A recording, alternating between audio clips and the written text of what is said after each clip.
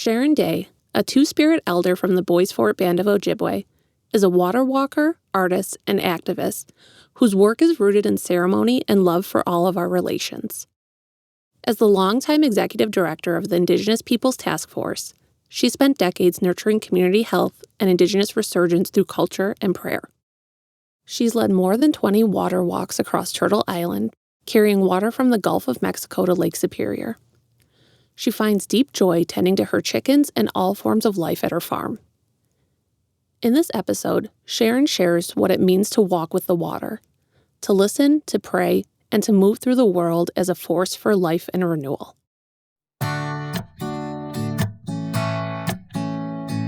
Chwe Eskenahe. Bonjour. Welcome to Tending Our Roots with Indigenous Methodologies, where we explore Indigenous approaches to research, evaluation, and community practice. Our conversations center how Indigenous knowledges and ways of being address the structural limits of Western frameworks. This podcast is a living resource for those nurturing the health, healing, and futures of Indigenous communities. I'm Migas Gonzalez. And I'm Jill Fish. Bonjour, Sharon. Bonjour. Miigwech so much for being with us today. Jill was able to go on a water walk with you about a week or so ago and said amazing things. And we appreciate your time here today. And we have jumping into some questions. So one thing you've said is sometimes it's easier to say what something isn't instead of what it is. On the Nibe Walk website, it's clear water walks are not protests, marches, parades, or workshops. Could you share the origins of water walks and your role in leading them? What is it that makes a water walk distinct? What makes it ceremony? Well, back in 1998, the Grand Chief of the Three Fires Lodge said to us, "You Madekwe down in the cities, go help those Dakota people. They're trying to save a spring." Well, I'd read about it in the newspaper, and I didn't really want to go because I was starting a school, and I wanted the school to be at the outside of the Upper Bluff area at Fort Snelling, because they were going to redo all those buildings, and they said it had to be recreational, historical, and educational. It was a perfect fit for the school. And the light rail would take kids from Phillips to Fort Snelling. And I didn't really want to go, but I went. And once I got there, though, we had a ceremony that night, and Camp Coldwater is a place where the Dakota people say it's one of their places where they came into the world. And so they wanted to stop the highway from being widened there. Highway 55 was going to be straightened and widened, but the construction plans put it 200 feet from the spring. And, they took a lot of houses out by eminent domain, the government, and cut down a lot of the oak savannas trees that were there. And anyhow, so I went, and we had a pipe ceremony that night. And one of the things that Bud Waywood said was, what would happen if all of the women of the world said no more? No more to the cities, corporations. We will not let you pollute our water anymore. And, I used to live in Highland Park, right across the river from the spring. And I lived there many, many years. And sometimes in the evening, I'd be walking my dog. And it would sound like sometimes you could hear like women and babies crying. And, you kind of think it's the wind or it's my imagination, but nevertheless, like that's what I'd hear. And that night at that pipe ceremony, he said, when they interned the Dakota people at Fort Snelling, it wasn't just Dakota people. There was always intermarriage, and there were Ojibwe people there too, and there were women and babies who died here, and they haven't been remembered, and we need to remember them, and that's why they're crying. And when he said that, it was like, so I did hear what I heard, and I had never, ever set foot over on that side until I wanted to put the school there. Then I went over there in November, I think that was, and put tobacco down and asked for help. And then this was December 7th when we had that pipe ceremony. And I remember it was a full moon, and where a place is sacred, it's always a gathering spot. Yes, we have a metaphysical relationship to the earth, and to more so to certain places than others, and that was one of the places. And so when we were having a sweat that night in the full moon, I'd always heard about these witches that used to have full moon ceremonies down there too. So they were right down the way, and we were in the sweat lodge, and the police cars were going by, shining the light, the spotlight at all of us, And but from that moment, when he said, what would happen if all of the women of the world said no more? If all of the women stood up and said, you will not pollute our waters anymore. And that's how it started. And Josephine Mendamen heard him say that too. And in 2003, she came to the lodge and she said, I want to carry the water around Lake Superior. And we all thought that was a great idea. And so, we walked with her a little ways, and I walked with her again when they came around over by Wawa, north of Sault Ste. Marie. And, it was kind of a lark. You just had to show up, and they told you when to walk and where to go for lunch and where to go to sleep at night. And, it was great. And I didn't really realize then, all of the organizing it takes to actually do a walk. And that came about 2011. So Josephine walked around Lake Superior, and then she walked around Lake Michigan, Lake Huron, Erie, and what's the other one? There's 5 of them. Ontario. Yes. So she walked all those lakes. And then in 2011, a woman had a dream about, in her dream, she saw women coming from the 4 oceans with water to Lake Superior. So Josephine came to the lodge again, and she said, what do you think about this? And in the lodge, it's women's responsibility to take care of the water. So when we have ceremonies, we're the ones who go speak for that water, make an offering, gather it, and make sure we have enough water and for all ceremonies, right? And so we've always done that. We've always had tobacco ceremony, then water, and then food. And so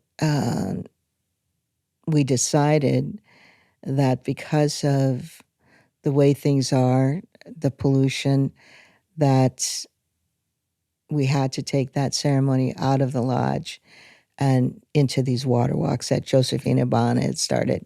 So that's what we did. Amazing. And you've done a lot of water walks since then and have led them.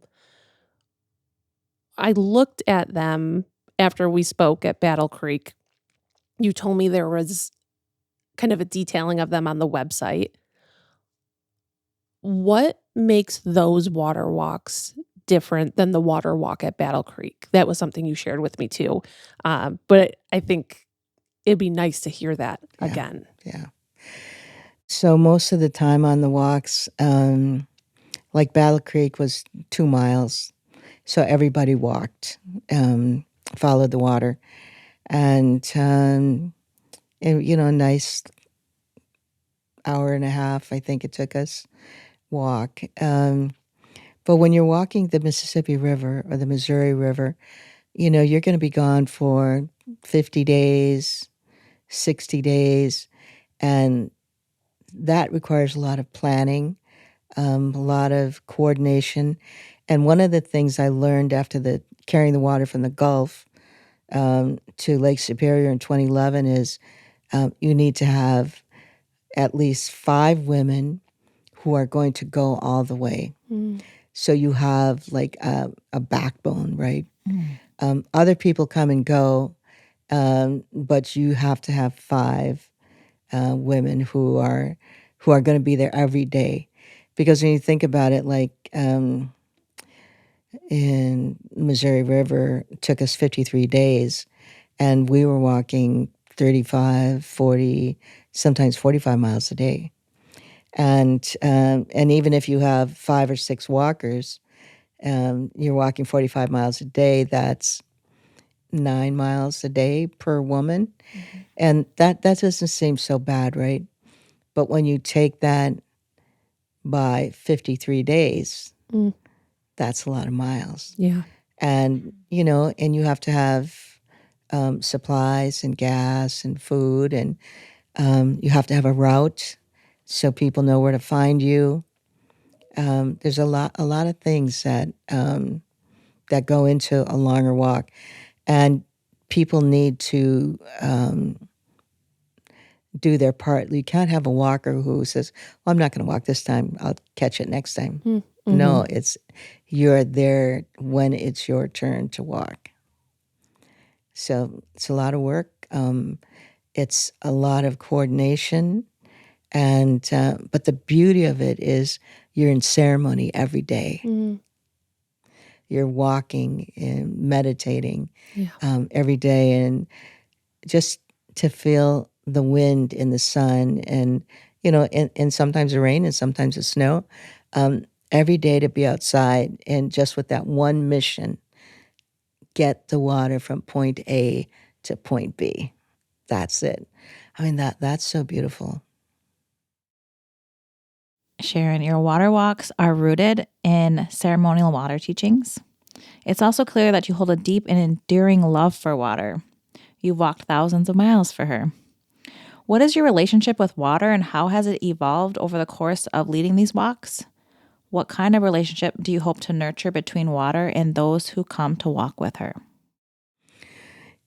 Sometimes we can know something intellectually, and but when we know something like in our mind and in our heart and in our spirit, that's different. I can say when we come into the world, at conception, we're 95% water. Mm. And when we're born, we're 85% water. And right now, at my age, I just want to stay above the 50% mark, right? So we know we're water. We know that our bodies are made of water, and that, even when we come into the world, in this gush of water. But carrying that water every day, feeling it, move in the pail. Somebody asked me once, you talk to the water. Does the water talk to you? Mm. And I said, yes, in so many ways. When we walked the Mississippi River, we walked about 90 miles south of New Orleans. And the Huma people said, this is where, I asked them, where should we put it back in the water? And they said, there's a place called Fort Jackson. Go there. And so that's where we went. And, that last day, it was on May 3rd, which is also the anniversary of my mom's passing. It was a light mist falling, and we walked up to the bank of the river, and we all put our sema down. We lifted the water, and we poured it back into the river. And, with the thought that, that water, we drank that water that we gathered at Lake Itasca. It's still pure enough to drink there. And we carried enough with us so we would have water for ceremony all along the way. But when we poured it back into the river, we were saying to the river, this is how you began, and this is how we wish for you to be again. And there was a wave that came, and we were all standing in a row, right? This wave came and touched the tips of our shoes, and the next wave came and touched our ankles, and the next one came to our shins, and then the fourth wave came to our knees, and we all just stood there silently, and it was like being kissed by the river. So the river talks to me, and so many ways. At Hidden Falls here in St. Paul, we did a water ceremony, and it still happens every Sunday. And I've gone down to the river in the middle of the winter and seen, out in the middle of the river, seen the ice form in the shape of a heart. I've sang the water songs down by the river, and you can see the ice. I have my eyes closed, I'm singing, and the ice starts making noise. And, the ice is breaking up into pieces and moving down the river. And we talk, we sing, she answers. So that's my relationship with the water. Mm.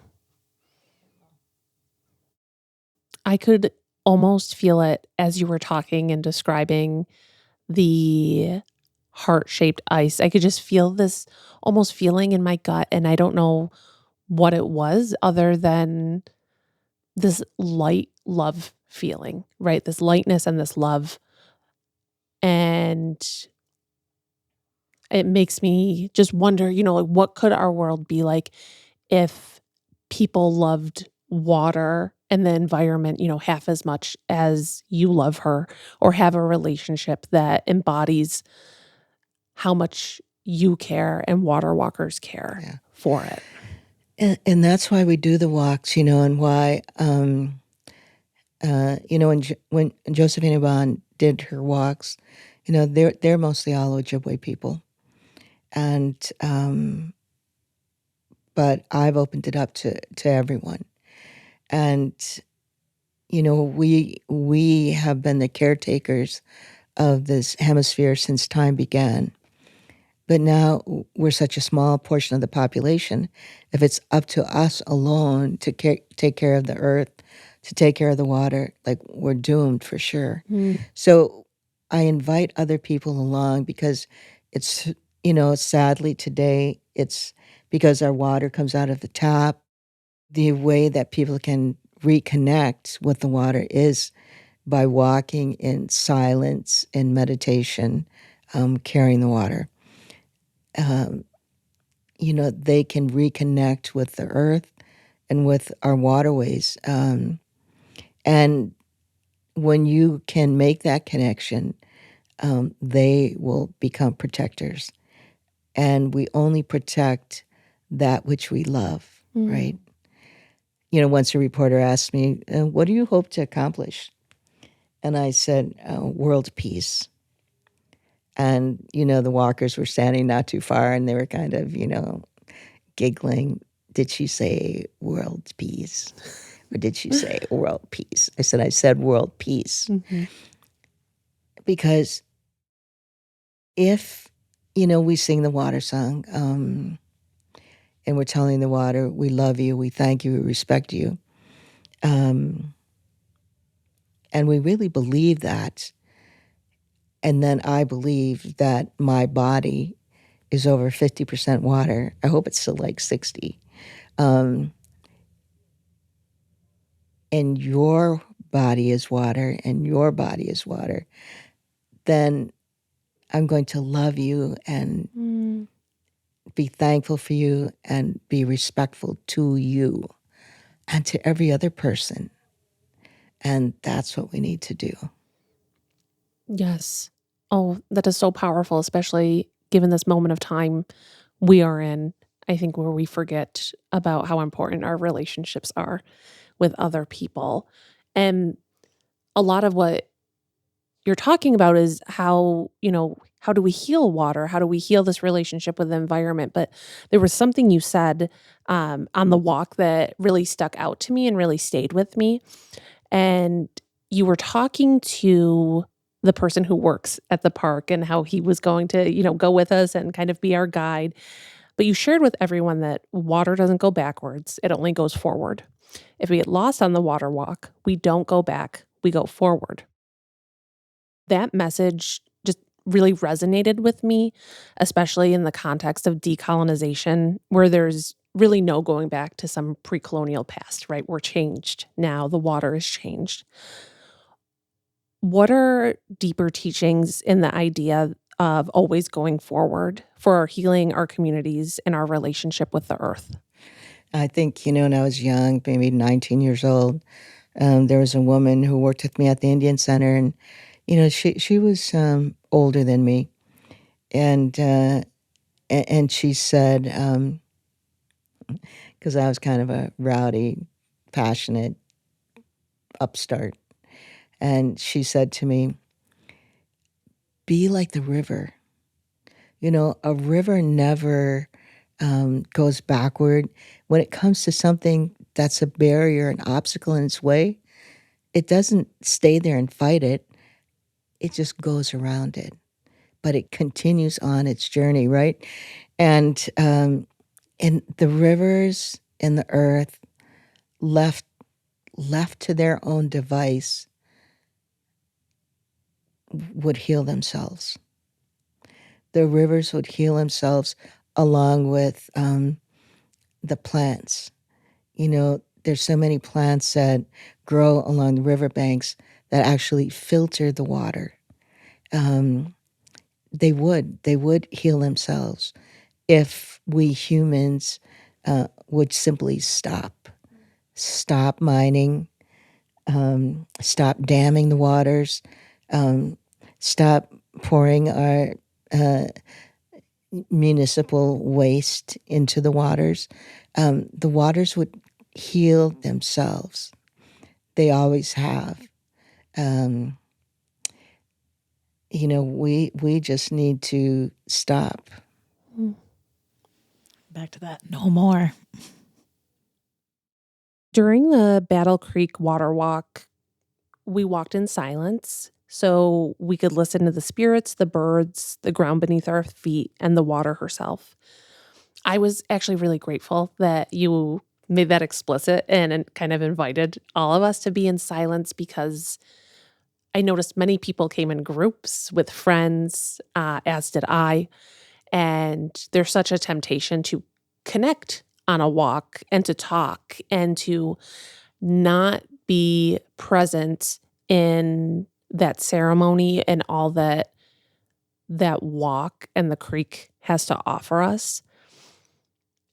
So I understood the silence as intentional, to be able to take in the messages and to be able to connect with the water and ourselves. Why is silence important to you in the context of water walks? I'm curious what becomes possible when we move together in that type of shared listening. Mm-hmm. When we say that word in Denaway, Maganedug, we're addressing not just the humans, but we're addressing like everything in the universe, right? The birds, the medicines. So when we're walking and we're silent, I remember on the Gulf of Mexico, two things happened. The first day, it was so hot. It was April 24th, but, we were coming from here. April 24th, we still were wearing, like, jackets in the morning, right? Anyhow, so we're down there on the Gulf, and it's so hot. And And, me and my sister, both our cheeks were red, and we were like, and so I'm carrying the water, and there's this bird, this little red-winged blackbird that is like chirping at me. And I would walk, and then he would go up ahead, like on the telephone wire, and he would chirp at me some more.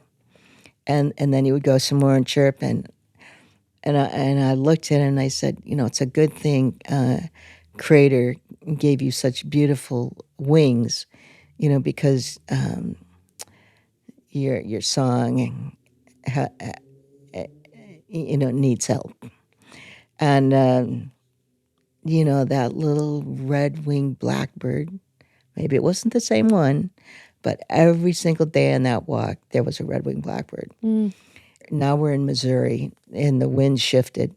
So instead of being the wind at our back, now it's coming from the north into our face. And it was a cold day. I had a coat on. I had the eagle feather staff in one hand and the pail in another.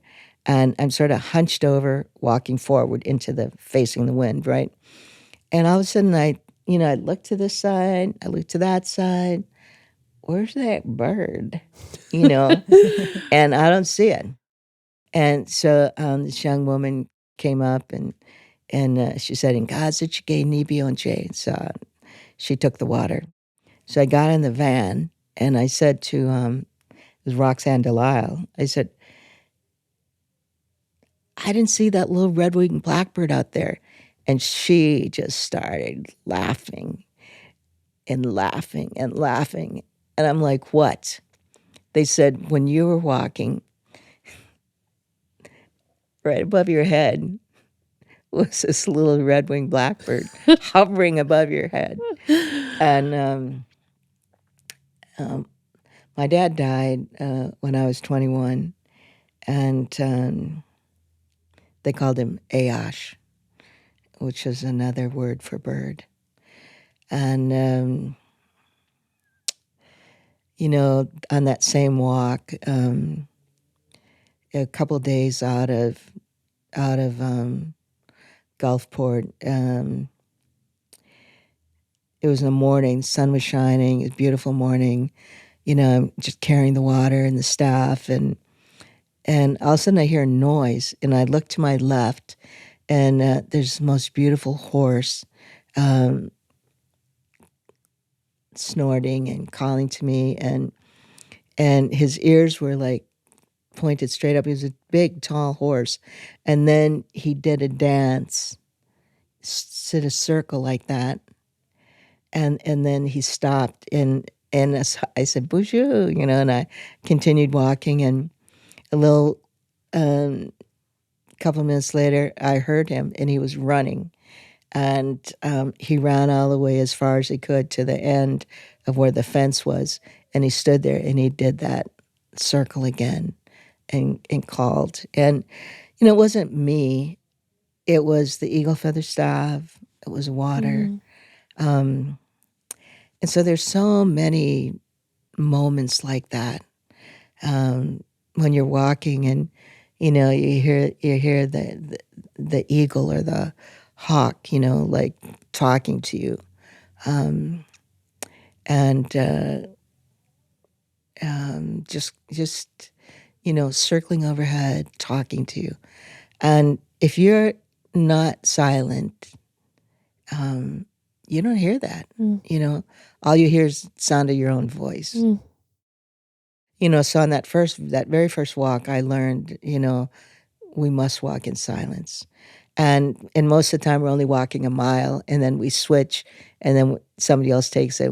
So it's only that 15 minutes that we're asking people to be silent. And so if you can be silent 15 minutes, 5 or 6 times a day, that's a lot. And then when you're not walking and you're in the van or you're carpooling with somebody, all these amazing conversations take place about the history of the land we're walking through.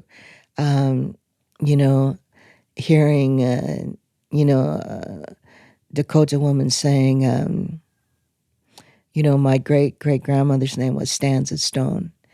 And she was exiled from Minnesota in 1862 and was sent on that barge up to Crow Creek. And hearing, another woman say, my great-great-grandmother's name was Martha. And in 1862, she came from Norway because there was a famine there. And these two women walked together for 53 days. And at the end of the walk, the Dakota woman says, forgiveness isn't a big enough word to hold what happened on this walk. Like, how could that be anything but a coincidence for almost 100 years later, for these two women who were both their great-great-grandmothers. One was forced to come here, and one was forced to leave here. And then they meet 100 years later and become sisters. So that's magic. It's so almost like otherworldly to hear of a connection like that. I think in a society where it feels like we're so disconnected from each other right now and from the environment, that something so powerful for that to happen on a walk, but also like in that communal aspect, right? You're bringing people together, people with different backgrounds, and making that connection and making that connection with the birds and the animals and the water and the land. But like that silence maybe opens us up to be able to connect and have that space and that empathy and that forgiveness with each other. And we begin every morning in ceremony, and we end every day in ceremony. And we make a circle on the ground with whatever is available and put our sema down. And that's the exact spot that we start the next day. And when we were walking, I think it was the Salt River, I heard a song by some Native women up in Canada. And one of the lyrics was, spread love like honey. And I pictured like all of these circles we've laid out along the rivers, in the lakes, and all the ones that Josephine did across North America.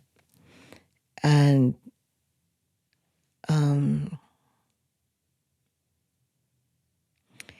I think about how those circles, resemble a honeycomb, right?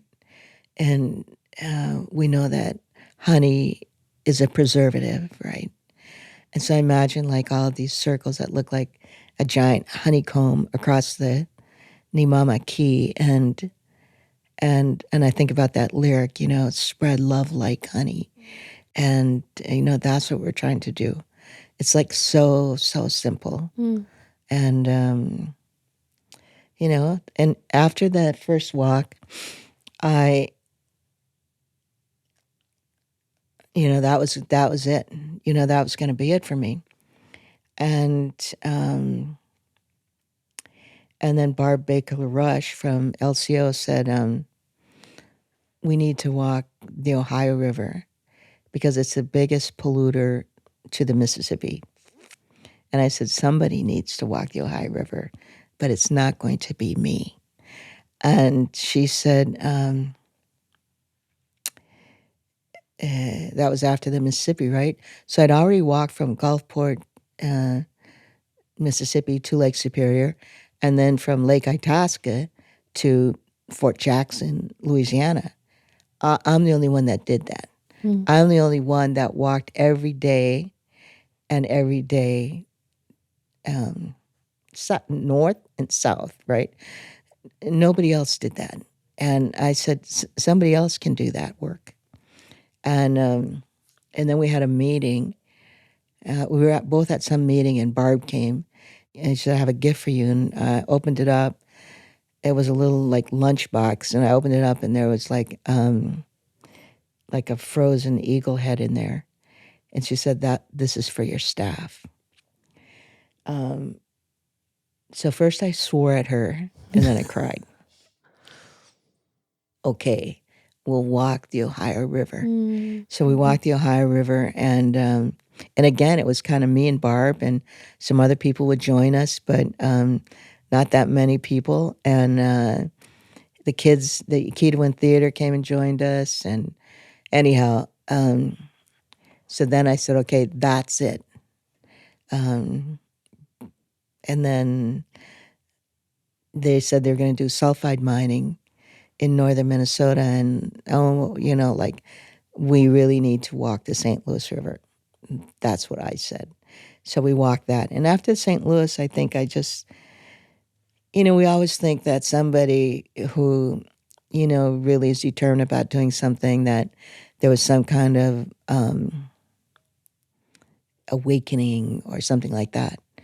And I'm here to tell you that some of us go with our feet dug in and dragging our heels for a while, until then you surrender and you say, okay, this is what I'm going to do for as long as I can walk.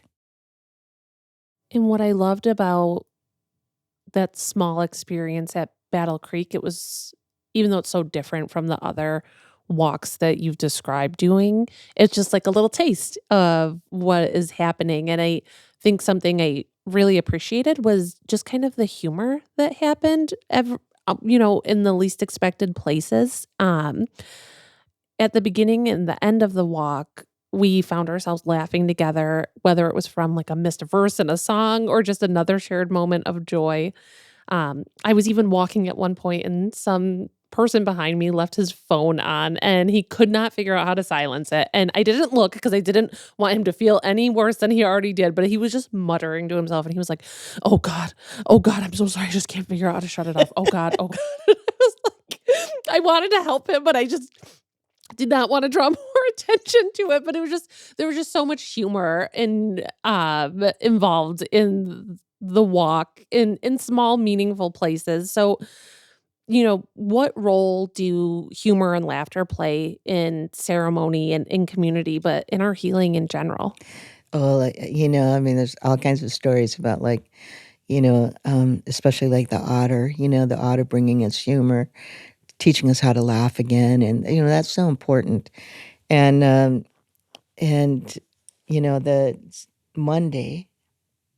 the Tuesday, I had done some work with the Children's Museum. And so I met some kids, a school, and they brought like one classroom over, and we walked around Como. But before we were getting ready to go, I'm giving the kids the instructions and asked them, does anybody have any questions? And these were like middle school age kids, right? And so this little girl raised her hand. And she said to me, what is two-spirit?